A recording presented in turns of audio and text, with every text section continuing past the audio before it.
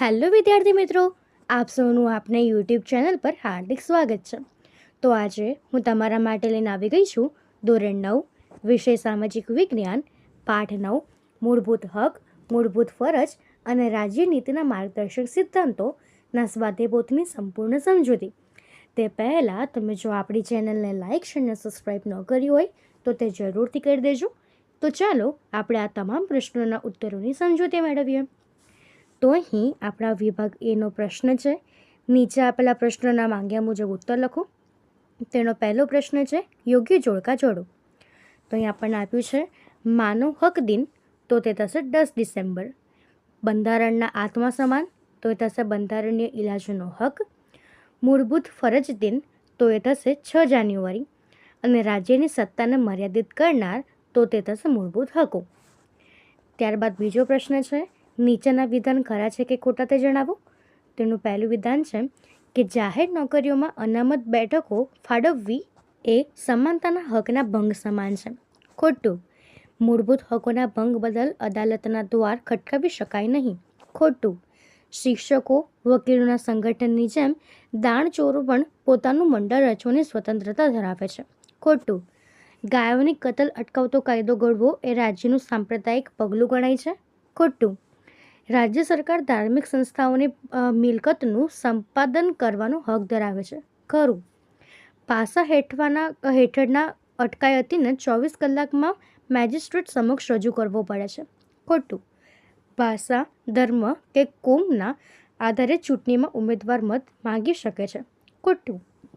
જીવન જીવવાનો હક એટલે અસ્તિત્વ ટકાવી રાખવાનો હક, તે થશે ખોટું. ત્યારબાદ રાજ્ય જાહેર હિતમાં સ્વતંત્રતાના હક પર વાજબી શુલ્કો લાદી શકાય છે. ખોટું. ત્યારબાદ રાજ્ય જાહેર હિતોમાં સ્વતંત્રતાના હક પર વાજબી અંકુશ લાદી શકાય છે. ખરું. અને 18 વર્ષથી નીચેની ઉંમરના બાળકોને જોખમી વ્યવસાયમાં કામે રોકી શકાય નહીં. ખોટું. તો હવે એના પછીનો ત્રીજો પ્રશ્ન છે નીચેના પ્રશ્નોના 1-2 શબ્દમાં ઉત્તર લખો. તો સંયુક્ત રાષ્ટ્ર યુએનની મહાસભાએ 10 ડિસેમ્બર 1948ના રોજ શું જાહેર કર્યું? તો તે થશે માનવ અધિકારોનું વૈશ્વિક ઘોષણાપત્ર. આપણે 10 ડિસેમ્બરને કયા દિવસ તરીકે ઉજવીએ છીએ? માનવ હક દિન. કયું આચરણ ભારતનું સામાજિક કલંક ગણાય છે? અસ્પૃશ્યતા. કયું આચરણ શિક્ષાપાત્ર ગુનો બને છે? અસ્પૃશ્યતાનું આચરણ ગાળતો બાળમજૂરી. અને કોની પરવાનગી વિના કોઈ પણ વ્યક્તિને કસ્ટડીમાં રાખી શકાય નહીં? મેજિસ્ટ્રેટ એટલે કે ન્યાયાધીશની. મૂળભૂત હકોના રક્ષણની અગત્યની ભૂમિકા કોણ બજાવે છે? સર્વોચ્ચ અદાલત, ન્યાયતંત્ર. કોણે બંધારણની ઇલાજોના હકને બંધારણનો આત્મા કહ્યો છે? ડૉક્ટર બાબા સાહેબ આંબેડકર. ભારતમાં 6 જાન્યુઆરીના દિવસને કયા દિવસ તરીકે ઉજવવાનું નક્કી કર્યું છે? તો એ થશે મૂળભૂત ફરજ દિન. તો હવે એના પછીનો આપણો પ્રશ્ન 4. નીચેના દરેક વિધાનની ખાલી જગ્યા માટે આપેલા વિકલ્પોમાંથી સાચો વિકલ્પ શોધી ખાલી જગ્યા પૂરો.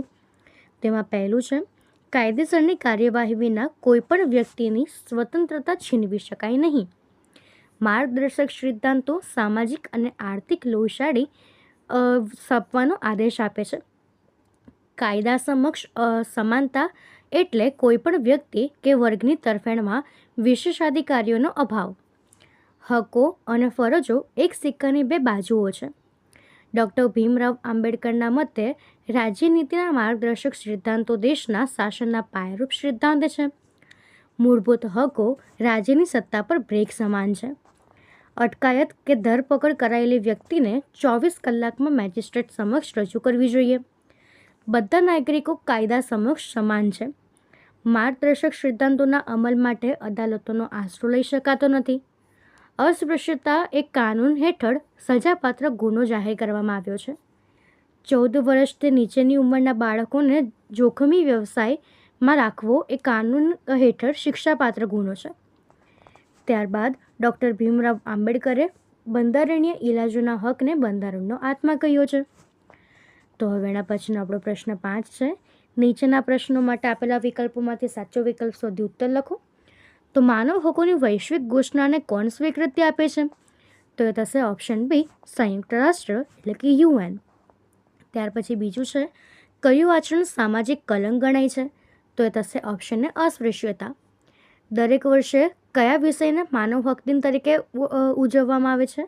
તો એ થશે ઓપ્શન એ કે 10 ડિસેમ્બરના દિવસને. કઈ ઉંમરના બાળકોને મફત અને નિઃશુલ્ક પ્રાથમિક શિક્ષણ આપવાનો અધિકાર છે? તો એ થશે ઓપ્શન એ 6 થી 14 વર્ષના. પ્રતિબંધિત અટકાયત હેઠળના આરોપીને કેટલા સમય સુધી અટકાયત હેઠળ રાખી શકાય છે? તો એ થશે ઓપ્શન સી 3 માસ. ડૉક્ટર બાબા સાહેબ આંબેડકરે કયા હકને બંધારણનો આત્મા કહ્યો છે? તો એ થશે ઓપ્શન ડી બંધારણીય ઇલાજોના હકને. ત્યારબાદ દર વર્ષે કયા દિવસને મૂળભૂત ફરજ દિવસ તરીકે ઉજવવામાં આવે છે? તો એ થશે ઓપ્શન બી 6 જાન્યુઆરીના દિવસને. કોના મતે રાજનીતિના માર્ગદર્શક સિદ્ધાંતો દેશના પાયારૂપ સિદ્ધાંત છે? ડૉક્ટર બાબા સાહેબ આંબેડકરના.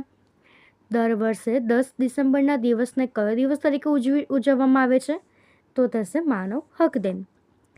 તો હવે એના પછીનો આપણો વિભાગ બી, એનો પ્રશ્ન છે કે નીચેના પ્રશ્નોના માંગ્યા મુજબ ઉત્તર લખો. તો એનો પહેલો પ્રશ્ન છે કે ભારતના બંધારણમાં આપેલ બંધારણીય અધિકાર જણાવો.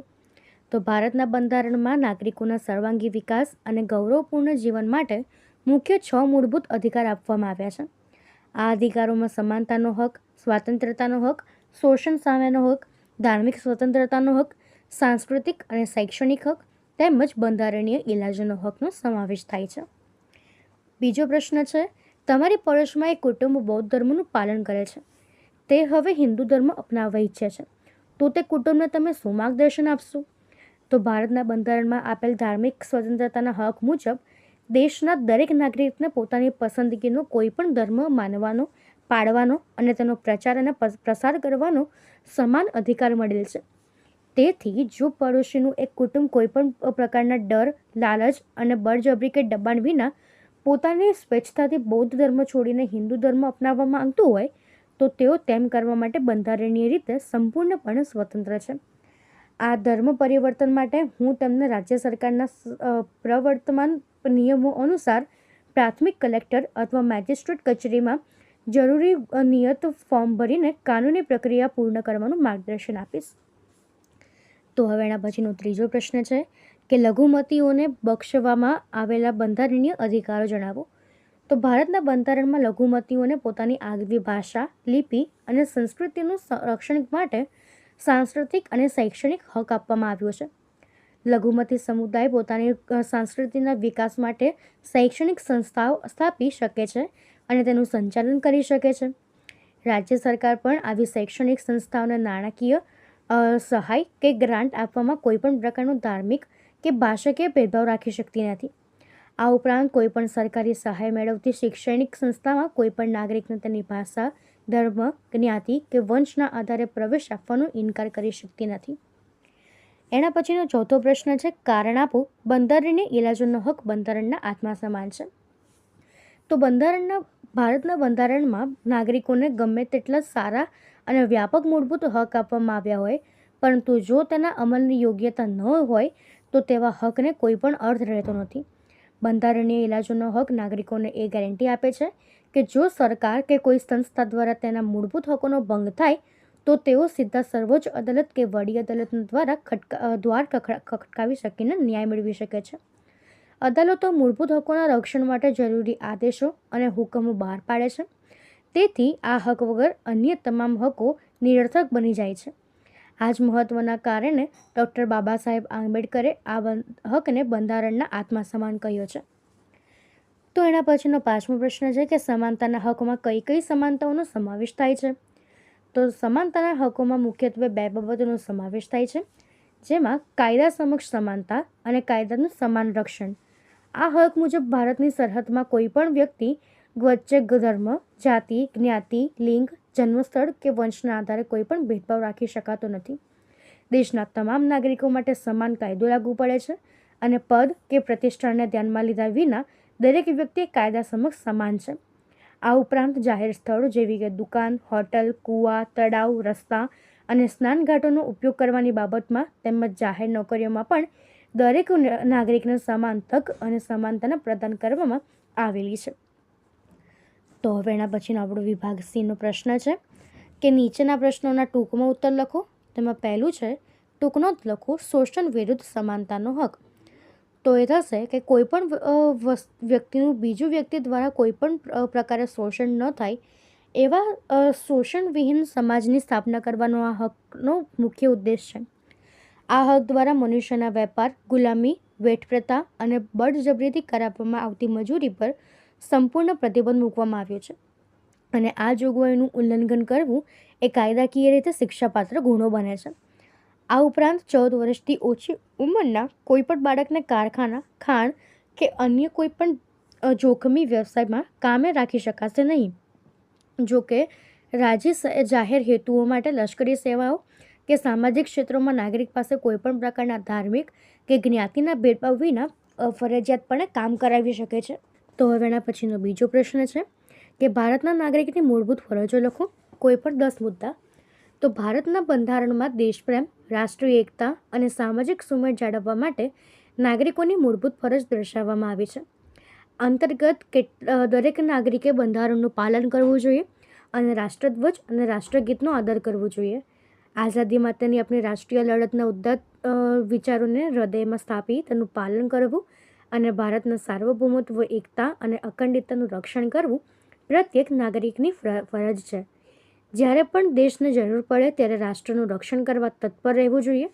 સમાજમાં સમાન બંધુત્વની ભાવનાની વૃદ્ધિ કરવી તેમજ સ્ત્રીઓના ગૌરવના હાનિ પહોંચાડતા વ્યવહારોનો ત્યાગ કરવો જોઈએ. આપણી સંસ્કૃતિ વારસાનું જતન કરવું અને જંગલ, તળાવ, નદી તથા વન્યજીવો સહિત કુદરતી પર્યાવરણનું રક્ષણ કરવું અનિવાર્ય છે. આ સાથે વૈજ્ઞાનિક દૃષ્ટિકોણ અને માનવવાદનો વિકાસ કરવો, જાહેર મિલકતનું રક્ષણ કરીને હિંસાનો ત્યાગ કરવો તેમજ રાષ્ટ્ર પ્રગતિના પંથે આગળ વધે તે માટે સામૂહિક પ્રવૃત્તિઓમાં ઉત્કર્ષ સિદ્ધ કરવા સતત પ્રયત્નશીલ રહેવું જોઈએ. અંતમાં માતા પિતા કે વાલીઓ પોતાના 6 થી 14 વર્ષ સુધીના બાળકોને શિક્ષણની તકો પૂરી પાડવી જોઈએ. એના પછીનો ત્રીજો પ્રશ્ન છે, કારણ આપો, હક અને ફરજો એ એક સિક્કાની 2 બાજુઓ છે. તો હક અને ફરજ એકબીજાને તદ્દન અલગ નથી, પરંતુ પરસ્પર ગાઢ રીતે સંકળાયેલા. નાગરિક એ પોતાના સર્વાંગી વિકાસ માટે બંધારણીય દ્વારા મળેલા મૂળભૂત હક ભોગવે છે, પરંતુ તે હક ભોગવતી વખતે અન્ય વ્યક્તિના હકોનું નુકસાન ન પહોંચે તે જોવાની તેની નૈતિક અને કાનૂની ફરજ બની જાય છે. જેમ કે આપણને મળેલો સ્વતંત્રતાનો હક અન્ય નાગરિકની સ્વતંત્રતા જાળવવાની ફરજ સાથે જોડાયેલો છે. આમ એક વ્યક્તિનો જે હક છે તે બીજી વ્યક્તિ માટે ફરજ બની જાય છે. સમાજમાં હકોની સલામતી માટે ફરજોનું પાલન કરવું અનિવાર્ય છે, કારણ કે જો ફરજો વિના હકો સમાજમાં અરાજકતા સર્જે. આ પરસ્પર પૂરકતાને કારણે જ આ હક અને ફરજોને એક સિક્કાની 2 બાજુઓ કહેવામાં આવી છે. તો અહીં આપણા તમામ પ્રશ્નો પૂર્ણ થાય છે. જો આમાં તમને કોઈ પણ ડાઉટ હોય તો એ તમે કોમેન્ટ સેક્શનમાં જરૂરથી જણાવી શકો છો અને આપણી ચેનલને લાઇક અને સબસ્ક્રાઈબ જરૂરથી કરી દેજો. Thank you.